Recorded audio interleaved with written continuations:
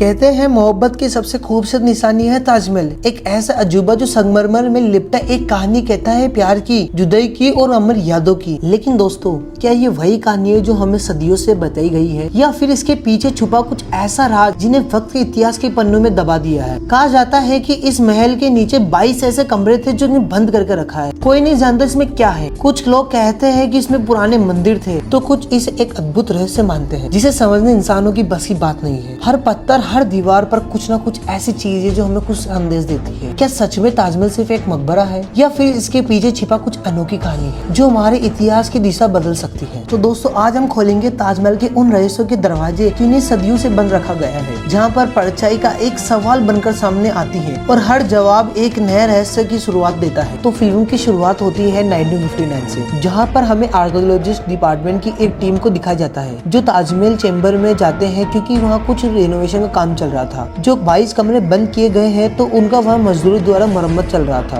तभी उन्होंने देखते हैं कि 22 कमरे जो बंद करे गए हैं, उन्हीं में से एक कमरे की ईंट जो वह गिरने लगी थी, जिस वजह से आसानी से अंदर देखा जा सकता कि अंदर है क्या। तो इन्हीं में से मिस्टर राव की नजर अंदर पड़ी, तो वह पूरी तरह से हैरान रह चुके हैं, जिसे देखकर वो पूरी तरह अचंभित थे। इसके बाद सीन शिफ्ट होता है 2023 में, जहाँ पर हमें विष्णु दास नाम के एक बंदे को दिखाई देते हैं जो ताजमहल की गाइड का काम करता है। ताजमहल की गाइड का काम करते हुए विष्णु दास को लगभग 25 से 30 साल हो चुके थे। तो विष्णु दास का बेटा भी यही काम करता है, और विष्णु दास के पिता मतलब महेंद्र दास भी यही काम करते थे। विष्णु दास के ताजमहल की अच्छी खासी नॉलेज है, जिस वजह से वह टूरिस्ट को आराम से काफी अच्छे से तरीके से बता सकता है। एक चीज जो विष्णु दास के बेटे को बिल्कुल पसंद नहीं थी। बात कुछ ऐसे है कि विष्णु दास हर टूरिस्ट से सिर्फ 300 रुपए लेता है, लेकिन जब वो उनकी इच्छा से ट्रिप देते हैं, 2000 देने की कोशिश करते हैं, तो विष्णु दास उन्हें लेने के लिए मना कर देता है। ये चीज उसके बेटे को बुरी लगती है, और ये कहता है कि अगर पिताजी इसी तरह आप करते रहे तो हमारा काम कैसे चलेगा, जिसे हमें पता चलता है कि विष्णुदास बहुत ज्यादा ईमानदार आदमी भी है। अब आगे हम देखते हैं कि गाइड प्रेसिडेंस के इलेक्शन आने वाले हैं, जिसमें विष्णुदास भी लड़ना चाहता है, इसलिए अपने बेटे के साथ नॉमिनेशन डालने गया। फिलहाल जो अभी प्रेसिडेंस है उसका नाम उस्मान है। उस्मान को ये अच्छी तरह से मालूम था अगर ये विष्णुदास खड़ा हो गया तो उसकी जीतने के चांस बहुत ज्यादा है,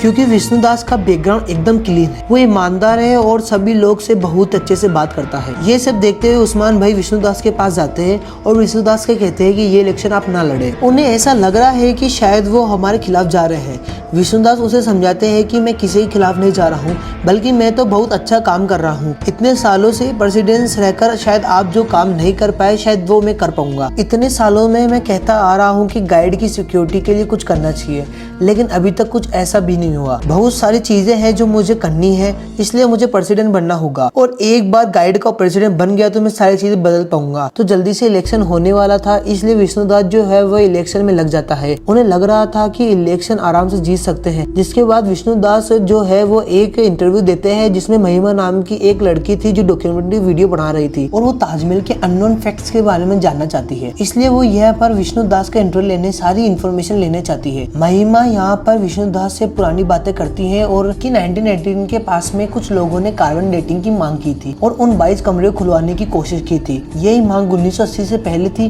और 1980 के बाद भी थी, जिन्हें महेंद्र दास नाम के एक आदमी ने उन 22 कमरे को खुलवाने की कोशिश की। आखिरकार हम जानना चाहते हैं कि उन 22 कमरों में ऐसा क्या है, लेकिन यहाँ पर विष्णुदास बताते हैं कि वैसे वहाँ किसी को भी जाना नहीं देते हैं, लेकिन शायद उन 22 कमरों में ऐसा कुछ भी नहीं है जिस वजह से वहाँ टूरिस्ट को जाना अलाउड हो। लेकिन ये हमें मालूम चलता है कि जो महेंद्र दास थे वो दरअसल विष्णुदास के पिता है। वो भी ताजमहल की रिसर्च के उन 22 कमरों के बारे में रिसर्च कर रहे हैं, जो जानना चाहते हैं कि उनमें ऐसा क्या है। लेकिन पॉलिटिक प्रेशर और एक खास कम्युनिटी के लोग जो है वह उन पर प्रेशर डाल रहे हैं, कि जिस वजह से महेंद्र दास को आत्महत्या करनी पड़ी थी। जब ये बात विष्णुदास सोचते हैं तो उन्हें इस बात का बहुत दुख होता है। आखिरकार पिताजी क्या जानना चाहते थे, अगर वो रिसर्च कर रहे थे, अगर वो सच निकले तो उन्हें इस बात का बहुत दुख होगा, क्योंकि विष्णुदास को भी बहुत सारी ऐसी बातें पता है ताजमहल की हिस्ट्री की, बदल सकते हैं, लेकिन कभी भी उन्होंने जानने की कोशिश नहीं की। आगे हम देखते हैं कि विष्णुदास के सारे दोस्त बैठे हुए हैं, सभी मिलकर शराब पी रहे थे, और यहीं पर विष्णुदास जो अपने दोस्त को कहते हैं कि क्या होगा अगर पता चलेगा कि ताजमहल नहीं बल्कि एक पहला मंदिर था, और फिर बाद में इसे ताजमहल बनाया गया है। तो सोचो हमारे पूर्वज ने जो सवाल उठाया था उनका जवाब जानने कितना जरूरी होगा। तभी इनमें से एक आदमी भड़क जाता है और विष्णुदास को कहने लगता है कि तू हमारी ताजमहल रोजी रोटी है, हमें कोई हक नहीं बनता है कि हम उस पर सवाल उठाए। जिस थाली थाली में खा रहे हैं उसे थाली में छेद नहीं कर सकते। तभी विष्णुदास कहते हैं कि ताजमहल हमें पता है हमें रोजी रोटी है, लेकिन इसका मतलब ये नहीं कि हम ताजमहल के इतिहास भी नहीं जाने। क्या कभी देखा है कि किस मकबरे पर गुबंद हो? क्या कभी देखा है उसमें कलश है और तो और आम के पत्ते हो और एक चांद मौजूद हो? ऐसा तो सिर्फ मैंने मंदिर में देखा है। मुझे ऐसा लग रहा है कि ताजमहल एक मकबरा नहीं है बल्कि एक मंदिर है। दूध का दूध और पानी का पानी हो जाएगा। विष्णुदास कहते हैं कि जिस दिन हमारे ताजमहल का कार्बन डेटिंग होगा, उनकर विष्णुदास के सारे दोस्त भड़क जाते हैं और उनके बीच में बहस होने लगती है। अब आगे हम देखते हैं कि विष्णुदास के गाइड ऑफिस प्रेसिडेंट से आइसोलेशन वाले अपने पास बुलाते हैं। बात कुछ ऐसी है कि कल शाम को जो विष्णुदास से बात हो रही थी उसमें से एक आदमी ने ये सारी बातें रिकॉर्ड कर ली थी और उसे वीडियो चढ़ा दी और वो वायरल हो चुकी है। तो अब बहुत सारे लोग जो है विष्णुदास के लिए मुर्दाबाद के नारे लगाने लगे और अब एजुकेशन वाले उसे अपने पास बुलाते हैं। उस्मान खान जो फिलहाल स्थिति में अपना गाइड का प्रेसिडेंट है, वो यहाँ पर विष्णुदास से कहता है कि तुम सस्पेंड किए जाते हो, क्योंकि विष्णुदास ने वीडियो में जो सारी चीजें बोली थी वो सारी चीजें हिसाब से बहुत ज्यादा गलत है और उन्हें ऐसा लगता है कि विष्णुदास जो है वो टूरिस्ट को मिसगाइड करते हैं। इसकी वजह से उसे सस्पेंड किया जाता है। अंदर लोग बहुत गुस्सा हो गए, जिसकी वजह से मुस्लिम लोग जो थे वहाँ विष्णुदास के मुंह पर काली पोतने लगते हैं और अब तो विष्णुदास के इलेक्शन लड़ने का सवाल ही पैदा नहीं होता है। रही बात विष्णुदास के बेटे अविनाश की, तो उसे भी सस्पेंड कर दिया गया। डायरेक्टली नहीं, लेकिन उसे कहा गया कि तुम यहाँ पर रहोगे तुम्हारे साथ भी बुरा हो सकता है, इसलिए उसे घर पर रहने की हिदायत दी गई। तो सस्पेंड होने के बाद अब विष्णुदास ने भी कुछ चीजें सोच ली थी। उनके पिता महेंद्र दास जो रिसर्च कर रहे थे 22 कमरों का रहस्य जानने चाहते थे। अब ये सारी चीजें विष्णुदास भी जानना चाहता है, इसलिए वह अब PSL फाइल करना चाहता है। इसका मतलब होता है पब्लिक इंटरेस्ट लिटिगेशन, क्योंकि विष्णुदास के पास अब खोने को कुछ नहीं था और पाने को बहुत कुछ है। तो अब विष्णुदास जो है वह शशिकांत नाम के एक वकील के पास जाता है और उन्हें ताजमहल के केस लड़ने को कहता है। ये सारी बातें उन्हें बता देता है कि वह एक IPL फाइल करना चाहता है और जिस पर शशिकांत कहता है कि ये इतना आसान नहीं है। आपसे पहले भी बहुत सारे लोग ताजमहल पर केस करने की कोशिश की है और IPL फाइल लगाने की भी, लेकिन हर बार कोर्ट उसे रिजेक्ट कर दिया है, क्योंकि एक सॉलिड एविडेंस होना जो बहुत जरूरी है। लेकिन विष्णुदास के पास तो कुछ लोगों की जानकारी की वजह से उनकी वजह से सॉलिड एविडेंस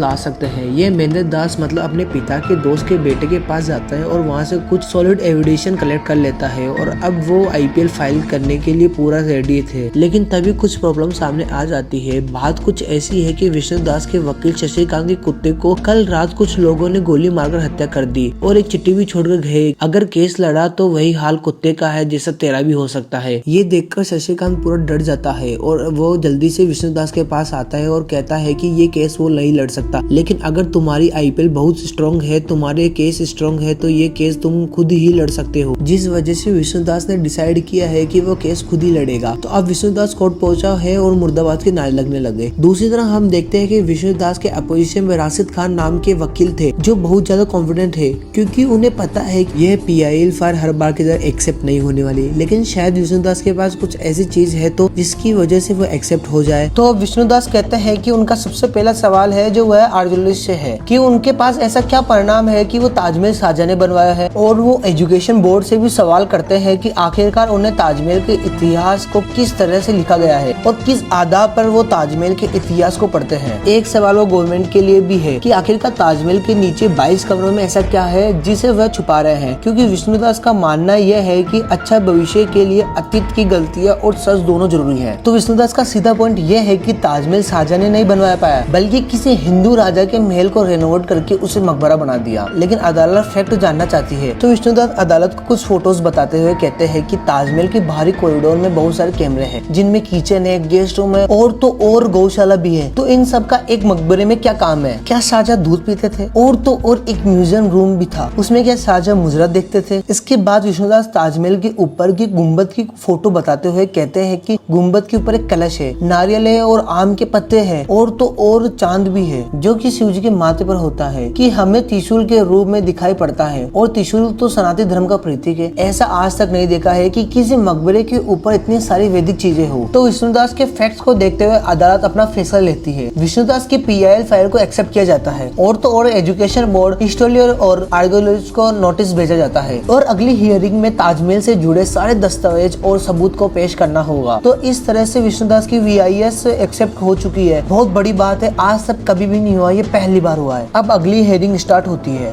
जहाँ पर एजुकेशन बोर्ड से कल्पना को यहाँ पर बुलाया जाता है, जहाँ पर राशिद खान जो है वो उनसे कुछ पूछताछ, सवाल और जवाब करते हैं, जिससे कल्पना के द्वारा पता चलता है कि आखिरकार एजुकेशन बोर्ड जो है वो हिट क्यों है, कैसे लिखती है और कैसे लोगों को पढ़ाती है। लेकिन यहाँ पर विष्णुदास के कुछ सवाल है। वो कहते हैं कि जिस तरह मुगल के इतिहास को पढ़ाया जाता है उसी तरह से हमारे हिंदू सभ्यता कुछ राजा ने उनके इतिहास को नहीं पढ़ा जाता है। वह कहते हैं कि नाथूराम गोडसे ने गांधी जी को गोली मारी थी तो हमें पढ़ाया जाता है। इतनी डिटेल में जब नाथूराम गोडसे के बारे में बताया गया है और मुगल के सारे साम्राज्यों के बारे में भी इतिहास बता रहा है, तो आखिरकार हिंदू सभ्यता के राज्यों ने क्या गलती की है? उन लोगों के बारे में इतनी डिटेल में क्यों बात नहीं की जाती? अब आगे हम देखते हैं कि अविनाश के बेटे को स्कूल बुलाया जाता है। दरअसल में वहाँ प्रिंसिपल जो है वह उसकी एक कंप्लेन जो है उन्हें बताना चाहती है। प्रिंसिपल बताती है कि आपका बच्चा है वो ताजमहल के बारे में उल्टी सीधी बातें बच्चे को बता रहा है कि वह ताजमहल के अंदर मकबरा नहीं एक मंदिर है। तो भले ही आपके पिताजी केस लड़ रहे हो, लेकिन अभी हमारे सिलेबस में ये सारी चीजें लिखी है और हमें यही पढ़ाना होगा। इसलिए आप अपने बच्चे को समझाए कि वह बाकी बच्चे को सारी चीजें ना बताए और ना ही इनके बारे में बात करे, वरना हमें इसे सस्पेंड करना पड़ेगा। अगली हेयर में राशिद जी है वह अबीब नाम के एक आदमी को अदालत में बुलाते हैं और कटघरे में पेश करते हैं और वो बताते हैं कि शाहजहां को ताजमहल बनाने का आइडिया कहाँ से आया। बात कुछ ऐसी है कि शाहजहां और मुमताज जब शतरंज खेल रहे थे तब अचानक उनको किसी बच्चे की रोने की आवाज सुनाई दी। वह बच्चे की आवाज दरअसल ये मुमताज के कोख से आ रही थी। ये शुभ संकेत नहीं थे। उन्हें पता था कि इससे मुमताज भी नहीं बचने वाली है, जो कि उनका 14 बच्चा होने वाला था। इसे देखते हुए मुमताज समझ चुकी थी वह नहीं बचेगी, इसलिए मुमताज शाहजहां को अपनी 2 ख्वाहिश बताती है। पहली ख्वाहिश ये बताती है कि उनकी याद में एक सुंदर सा मकबरा बनाया जाए। दूसरी ख्वाहिश ये थी कि उनके इंतकाल में यानी के मरने के बाद शाहजहां दूसरी शादी ना करे। तब शाहजहां के आर्किटेक्ट ने मिलकर ताजमहल का एक मॉडल तैयार किया और फिर उसे बनाना भी चालू किया। लेकिन विष्णुदास के पास भी कुछ फैक्ट थे।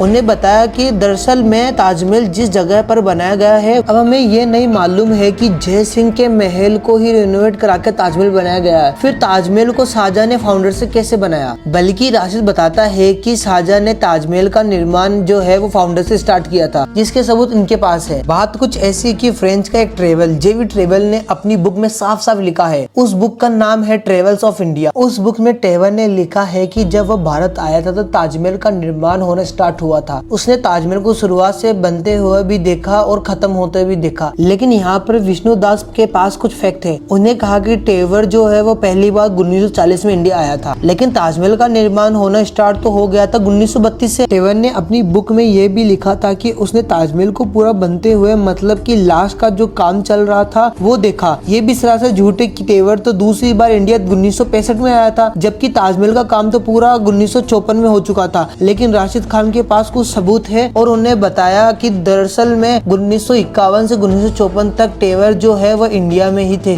और तभी उन्हें इसका काम का संपर्क होता हुआ देखा। लेकिन यहाँ पर विष्णुदास अपनी पूरी तैयारी में थे। वो यहाँ राशिद खान को बताते हैं कि बल्कि सच ये है कि 1951 से 1954 तक ट्रेवर इंडिया में मौजूद थे, लेकिन वो आगरा कभी नहीं गए। उनके पास पूरी लिस्ट है ट्रेवर की जो 1951 से 1954 तक कहाँ गए थे, जिसमें आगरा का कहीं भी नाम नहीं है। फिर आखिरकार ट्रेवर ने उनका काम कैसे देखा? शाहजहां ने क्या वीडियो कॉल करा था या उनको इंस्टाग्राम पर रील भेजी थी? तो विष्णुदास के लिए ये केस जितना ज्यादा स्ट्रॉन्ग होता जा रहा था, उसकी फैमिली के लिए उतना ज्यादा प्रॉब्लम बढ़ी जा रही थी। उसकी बेटी को परेशान किया जाता था, उसके बेटे को बुरी तरह से पीटा जाता। इस तरह से यहाँ पर वो लोग उसकी फैमिली को बहुत ज्यादा परेशान करने लगे थे। लेकिन फिर भी विष्णुदास जो वो हार नहीं मानने वाला था। अगली हेयर में हम देखते हैं कि आर्कोलॉजिस्ट को एक राशिद खान को बताता है कि आखिरकार ताजमहल का निर्माण कैसे किया गया, उसका आर्किटेक्ट किस तरह से बनाया गया था। ऑक्टागोनल प्लान के द्वारा बनाया गया था और ऑक्टागोनल प्लान जो वह है ताजमहल से स्टार्ट हुआ था। इससे पहले वो कभी भी यूज नहीं आया था। लेकिन विष्णुदास जी बताते हैं कि इसका यूज बहुत पहले हो चुका है, क्योंकि बहुत सारे हिंदू मंदिर ऐसे हैं जिसमें आज भी हम देख सकते हैं कि उन्हें ऑक्टागोनल प्लान की तरह से बनाया गया है,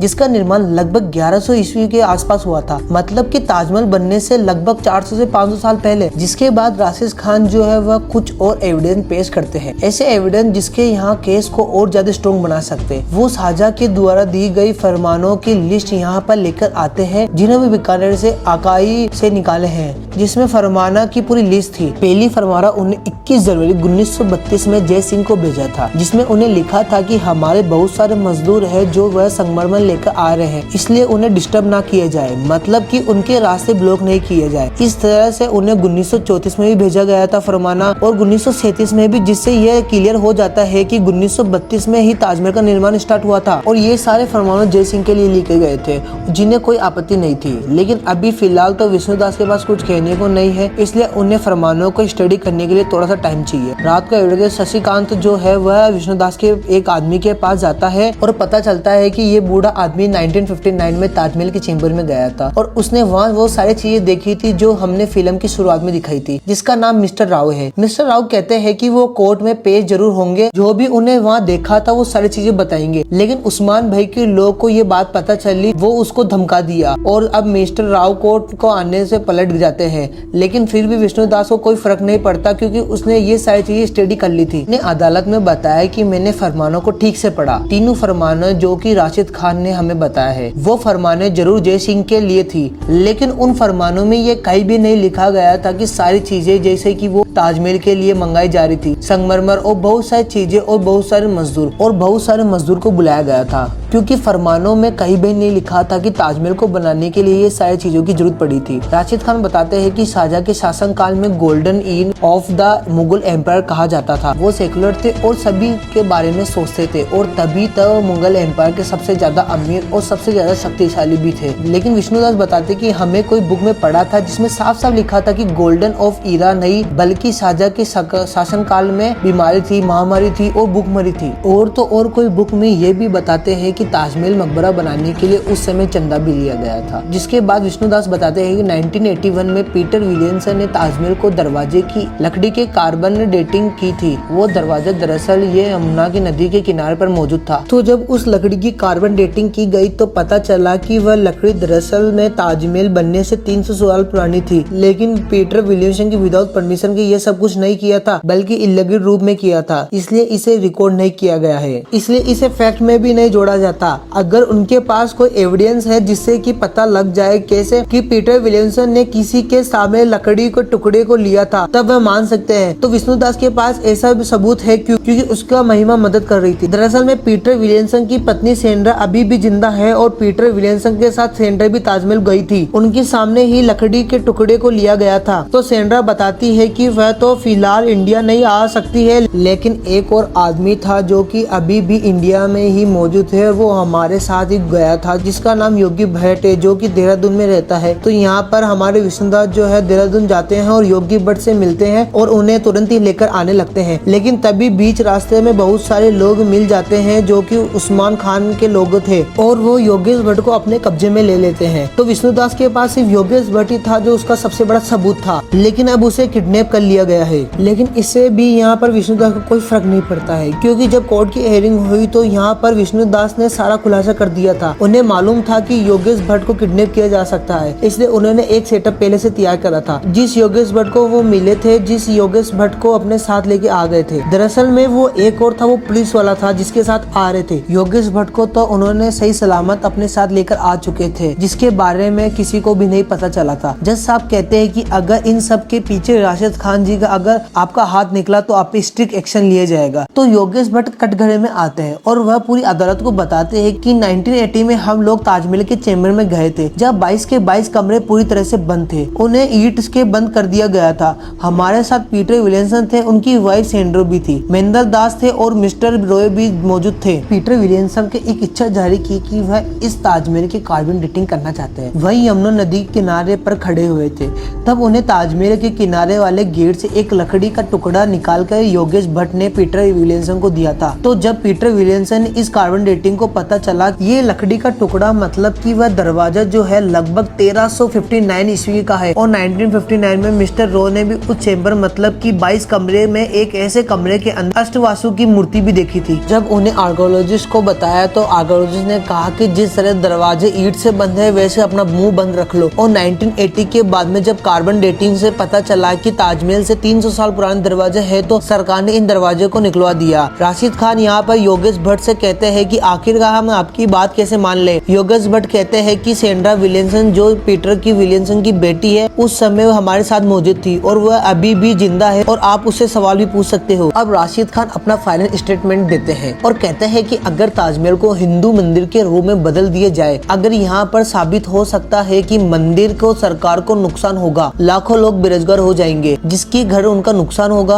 उनका सड़क पर आ जाएंगे। ताजमहल की छवि है जैसे कि ताजमहल को सिंबल ऑफ लव को जानते हैं। अगर ये छवि बिगड़ गई तो देश को बहुत बड़ा नुकसान होगा। अगर इसकी कहानी बदली गई तो धर्म को विवाद हो सकता है। जिसके बाद विष्णुदास अपनी क्लोजिंग स्टेटमेंट देते हैं और कहते हैं कि ताजमहल जो वह सातवां अजूबा है, अगर इसकी सच्चाई बाहर आ जाती है तो धूमिल नहीं होगा, इसकी सुंदरता पे कोई फर्क नहीं पड़ेगा, बल्कि ताजमहल और भी ज्यादा साफ दिखाई देगा, सारा कोहरा छट जाएगा और ताजमहल एकदम क्लियर दिखाई देगा। ताजमहल कोई लोगों की जीवन यापन का साधन है, ये बात वह बहुत अच्छे से जानते हैं क्योंकि उसकी 3 पीढ़ी जो ताजमहल की गाइड रूप में काम कर रही है। लेकिन सच्चाई से मुंह मोड़कर सिर्फ धंधा करना हमारी मानसिकता नहीं है। विष्णुदास बताते हैं कि सालों पहले बख्तियार खिलजी नाम का एक दरिंदा भारत आया था। उसने नालंदा विद्यालय में आग लगा दी थी, जिसमें लगभग 90 लाख पुस्तक जो वह जलकर राख हो चुके थे। कई सारे विद्यार्थी और शिक्षकों को मार काट डाला था। जो हमारा इतिहास था वो सारा का सारा नंदलाल विद्यालय को जलाकर राख कर दिया गया। इसके बाद ईस्ट इंडियन कंपनी उन्होंने भी हमारे इतिहास का खिलवाड़ किया था। जो उनके मन में आया उन्हें अन्ना शनाब लिख दिया और आजादी मिली तो एक नया दुश्मन और खड़ा कर दिया। तो हमें ईस्ट इंडियन कंपनी मतलब कि ब्रिटिश के अत्याचारों को बारे में पढ़ाया जाता है, लेकिन कभी मुगलों के अत्याचारों को कभी नहीं पढ़ाया जाता। वरना सब जानते हैं कि हमारे देश के अग्नि मंदिर टूटे हैं, काशी सोमनाथ से गुजरात के सोमनाथ तक सभी जगह हमले किए, लेकिन उसका कोई जिक्र नहीं। अंग्रेजों ने हमारे पास 200 साल राज किया लेकिन एक भी मंदिर नहीं तोड़ा, वहाँ चर्च नहीं बनाया। और शाहजहां को शुक्ल बंदे कहा जाता है, जबकि शाहजहां ने तो देश में अनगिनत मंदिर तोड़वाए। सिर्फ बनारस में 76 मंदिर तोड़वाए थे। इससे पता चलता है कि शाहजहां के कितने शुक्ल था। यहाँ हमारे देश में भी बहुत सारे शुक्लर है जो महाभारत और रामायण पे सवाल उठाए थे और कहते हैं कि ये सब काल्पनिक कहानी है। उन लोगों पर तमाचा जो है वह आर्कियोलॉजिस्ट ने दिया है और उन्हें रामायण और महाभारत होने का प्रमाण दिया है और उनका मुंह पूरी तरह से बंद किया। लेकिन अब समय आ चुका है आवाज उठाने का, क्योंकि अस्तित्व पर अब सवाल नहीं किए गए तो हमारा अस्तित्व समाप्त हो जाएगा। तो अदालत अपना फैसला सुनाती है और कहती है कि हिस्ट्री बहुत सारी छेड़छाड़ हुई है और अब बहुत सारी गलतियां भी है जिनको सुधारना बहुत जरूरी है। इसलिए अदालत इस नतीजे पर पहुंचती है और एजुकेशन बोर्ड हिस्ट्री को किताब के बदलाव और फ्यूचर में बच्चों के इतिहास को कौन कौन से चैप्टर पढ़ाना जरूरी है और वह सिलेबस में मंदिर भी ऐड करे ताकि बच्चे अपने देश के मंदिर और महलों के बारे में जानकारी ले सके। रही बात ताजमहल की, ताजमहल एक विश्व धरोहर है। ताजमहल पर दोनों पक्षों की बहस सुनने के बाद अदालत इस नतीजे पर पहुंचा है। दोनों पक्षों के दस्तावेजों को ठीक से पढ़ने के बाद कोर्ट किस फैसले तक पहुंच सकती है। इसलिए कोर्ट को ताजमहल पर फैसला सुरक्षित रखने का ऑर्डर देती है और इसके साथ वही फिल्म समाप्त होती है। और ऐसी मूवी के लिए हमें लाइक्स और सब्सक्राइब जरूर करें।